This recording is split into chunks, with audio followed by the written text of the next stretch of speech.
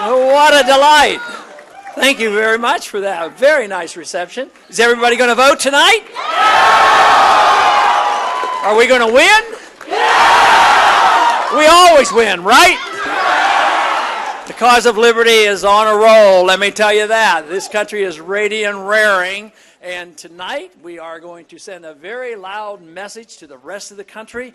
And I'll tell you what, I've said so many times, the American people are way ahead of Washington. Washington is sound asleep. We're on the right track, so make sure they hear our message all the way to D.C.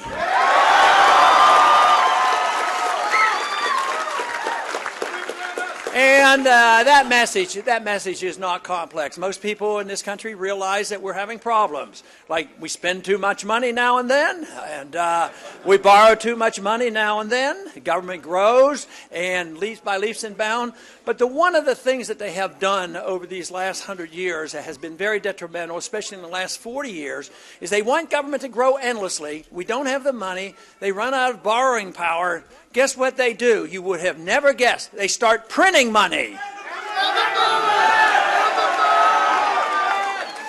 And, of course, that leads to more problems. Now the world's facing a debt crisis. And the debt crisis is a natural consequence, a predictable consequence of the monetary system that we have. So we embarked 100 years ago with a central bank, which Thomas Jefferson tried so desperately to prevent.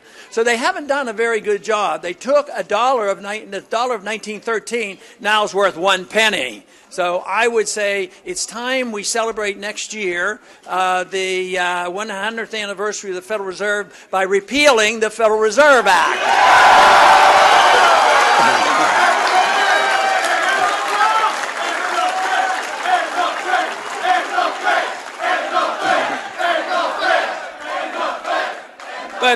But a lot has happened in the last 4 years. These problems have been going on for a long time. It'd be nice if we could blame one person or one administration, but it's been going on a long time. So many young people here, I think you're realizing you're getting a bad rap for what you're inheriting. You'd like a much better deal, and the better deal can be found in less government and only sending people to Washington who have actually read the Constitution or will obey the Constitution and take their oath of office seriously.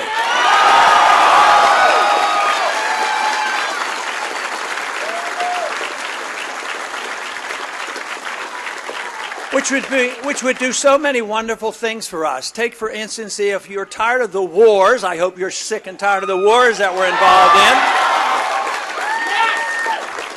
What if we had the return to the Constitution? The founders made sure in the document, in the Constitution, that the wars would only occur not by the executive branch, but only by the people through their representatives in Congress. That's the way all wars should be declared. If necessary, they should be declared, won, and get them over with, and come home. That's the way it was supposed to be done.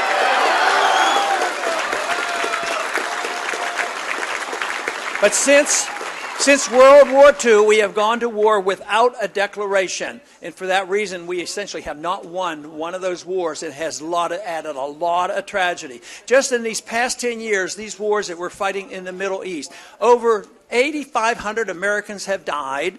44,000 have come back with serious injuries and amputations and all kinds of problems. Hundreds of thousands looking for help because of post-traumatic stress syndrome. At the same time, economically, it's been very damaging. It has added $4 trillion to our national debt. That is what you're inheriting. This is the reason why it is so important. If you're talking about peace and prosperity, you have to change the Constitution and have a lot less war and make a lot more sincere effort to promote the cause of peace.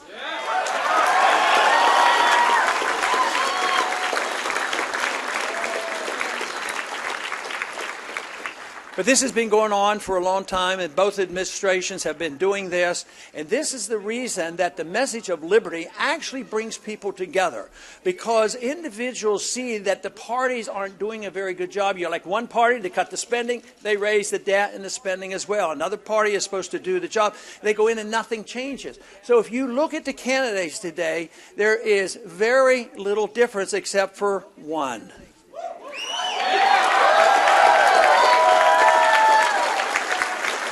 The rest The rest of the candidates support the status quo. Foreign policies never change. Monetary policy doesn't change. There's no challenge to the Federal Reserve System.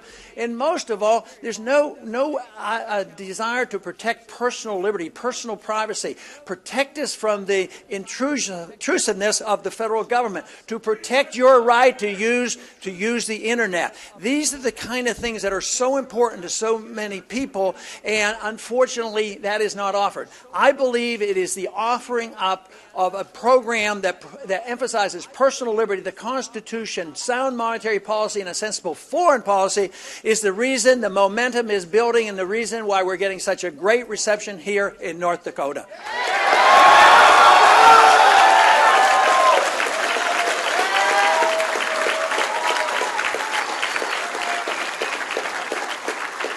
We're in the midst of a financial crisis. The financial crisis is the biggest one in the history of the world. There was a time when we were a creditor nation. We would have ups and downs, but we were a creditor nation, and we had a lot of productivity, we had a lot of wealth, and we had borrowing power. Today, we are a debtor nation. We are the biggest debtor nation in the history of the world. Our productivity is going down drastically. We create no significant new jobs. At the same time, there's never a lack of a desire for more spending. So what we should be proposing, and what I propose, is in the first year to cut the budget in real terms by $1 trillion.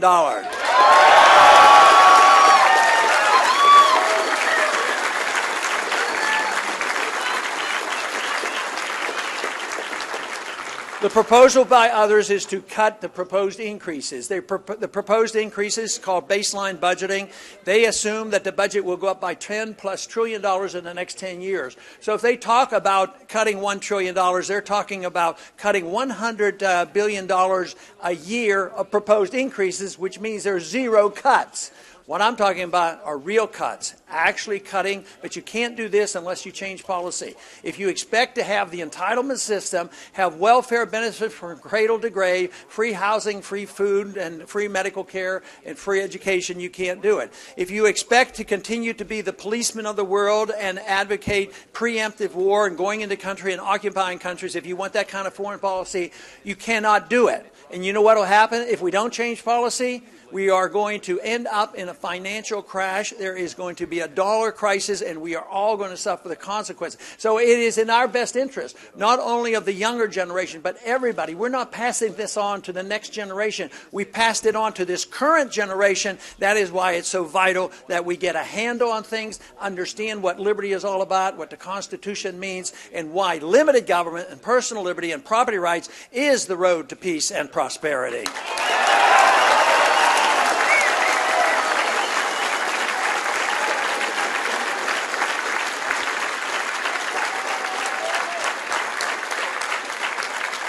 It has been said that no army can stop an idea whose time has come.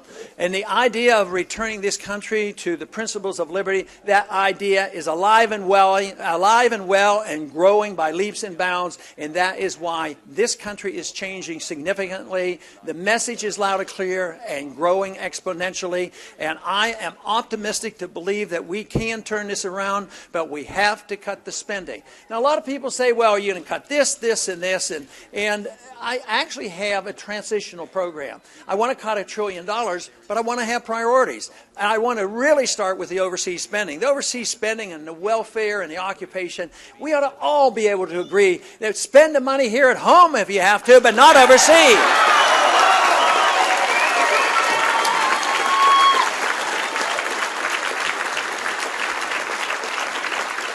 So therefore, I want to protect certain budget programs. For instance, we made promises to the elderly. They're dependent now, medical care and Social Security and child health care.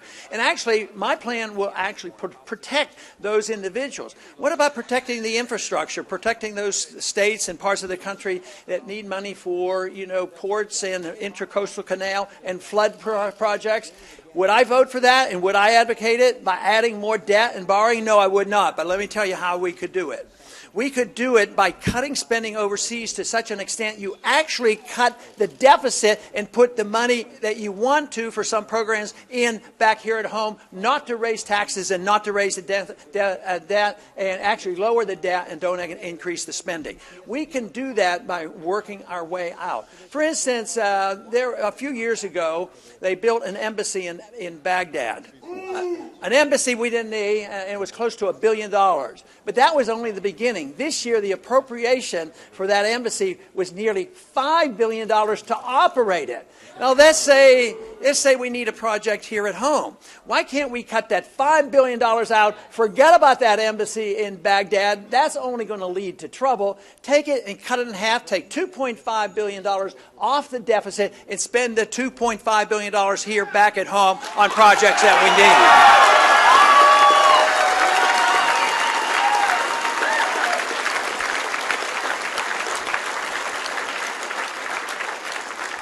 But there is no doubt that you can't have economic reform and economic growth unless you look at the monetary policy. Financial bubbles are caused for a reason, and they come from excessive credit, artificially low interest rates, excessive spending by the Federal Reserve System. So if we want sound economic policy, we have to address that subject. But you know, if we do all these things, we still have another major problem, and that is the ultimate responsibility of the government, the real purpose of the Constitution, the real purpose of what a republic should be about. It isn't to have welfare from cradle to grave. It isn't for us to be the policemen of the world. But the government, the limited government that we should have in a constitutional republic, should be designed to protect our liberties and nothing else. That should be the responsibility of the government.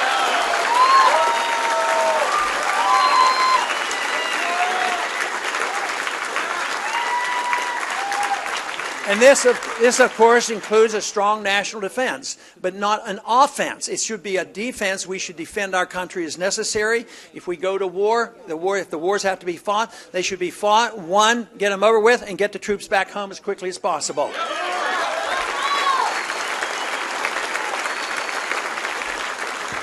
But there has been a steady erosion of personal liberties in this country, and that is what we have been so careless about. But that's been going on for a long time. It got especially bad in the last 10 years or so. 9/11 helped create this. That was a terrible, terrible day, but I think the assessment was wrong, because the assessment was it had something to do with Iraq. And so therefore, they used 9/11 as an excuse to go to Iraq, invade Iraq, fight a war there as well as Afghanistan. And that was not the cause. Al-Qaeda was not in Iraq, and they had no weapons of mass destruction, and that attitude is continued to this very day, because there are a bunch of people up in Washington right now, and other candidates think that we can't wait till we go into Syria and into Iran. That makes no sense. We can't afford it. It won't help it, and it won't give us more defense.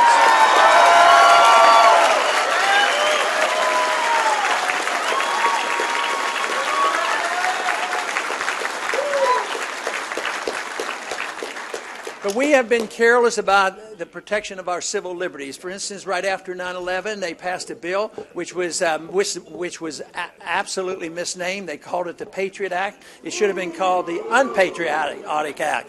No, and if that bill would have been properly named and called it Repeal of the Fourth Amendment Act, it would have never been passed.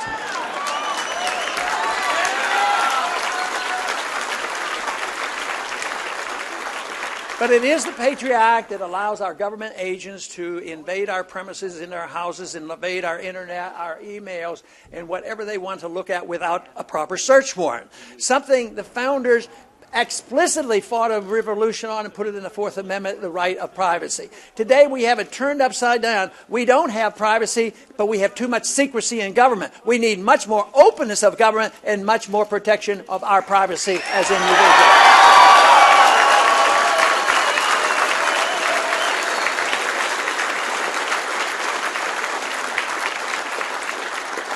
As frustrating as it might get at times, we do have victories. We've had one here recently in the last month or so, because there was a bill floating around, Stop Online Piracy Act. And this was an effort for the federal government to take over and control the internet. But a lot of people like you got word of it and sent a message. And Washington, even though they had majority votes in both the House and the Senate, once they heard from the people, they withdrew those bills, they took them off, and they are no longer pushing through the Congress. So the people have to be heard.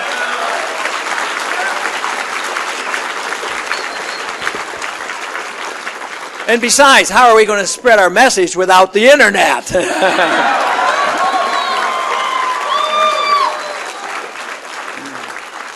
But also, since that time, we've had other things that are discouraging as far as undermining personal liberties. The president announced a year ago that it was legal for him, as president and the commander-in-chief, that he would now be allowed to assassinate American citizens without a trial or without charges. And to prove that point, he's done it on 3 occasions. So that is the law according to the president. And when they asked him about this, where does it say in the Constitution you can assassinate an American citizen? He said, well, I can do anything I want except those things that are explicitly denied to me in the Constitution. I think he has that twisted around a bit. The president only has the authority to do the things that he has the explicit authority to do, and the rest he's not allowed to do.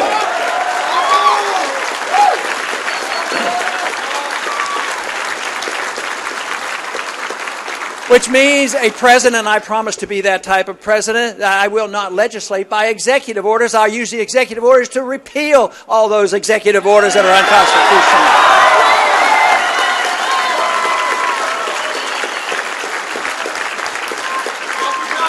But it's not only the president that is undermining our personal liberties. The Congress laid it on a platter here just in December. They passed the National Defense Authorization Act. And here's a bill that many of you already know about it. It means that the president now has the authority to use the military to arrest an American citizen anytime he so chooses, if he wants to. No charges, no trial, no attorney, held in a secret prison indefinitely. That is not what America is all about. That bill needs to repeal. But we can solve our problems by just finding the people who will read the Constitution, obey the Constitution, and emphasize personal liberty. Liberty will bring people together. Today, we're very divisive because all they're doing is fighting over power. Who's going to control the money? Which faction is going to control it? They all support the same foreign policy, the same monetary policy, the welfare system, the deficits, the whole mess. And they fight over the control and the power and who's going to get the benefits. But true liberty brings us together because people get to use the liberty the way they see fit. It's your life. You should do with your life what you want. People shouldn't tell you how to run your life as long as you don't hurt other people. If we carried that thought through, that means that if our life and our liberties come from our Creator, we ought to have the natural right to keep the fruits of all our labors also.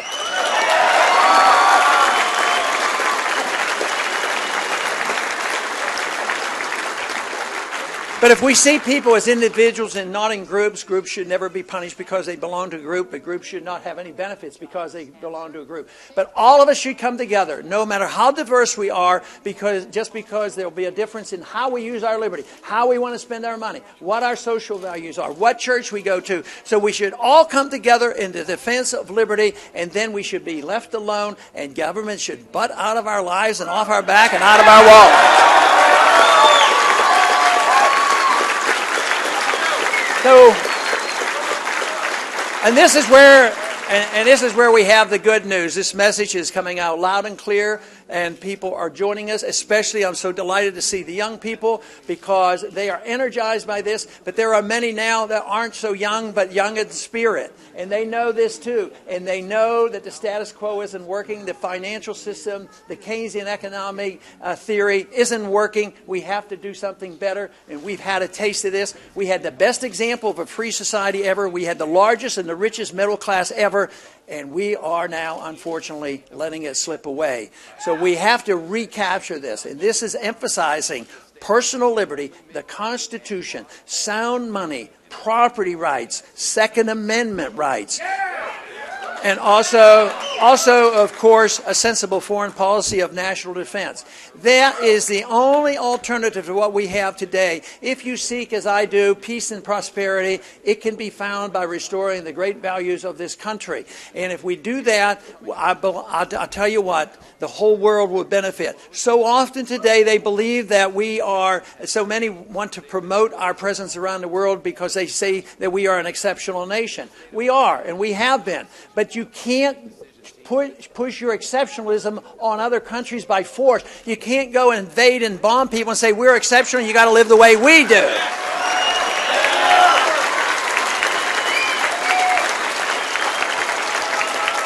But if we set a standard of individual liberty and prosperity and peace, the rest of the world will notice. Then they will want to emulate us. It's much easier to promote our cause through peaceful means than it is through war. And this is what we have. This is what we have to offer. We don't have to go backwards. We go pick up some pieces and we move forward and refine the understanding of liberty like it's never been understood before. And it's only been tested a short period of time in this country. And a lot of times they'll accuse us of wanting to go backwards. But let me tell you, those who accuse us of wanting to go backwards are going backwards toward tyranny, and we don't need to go in that direction.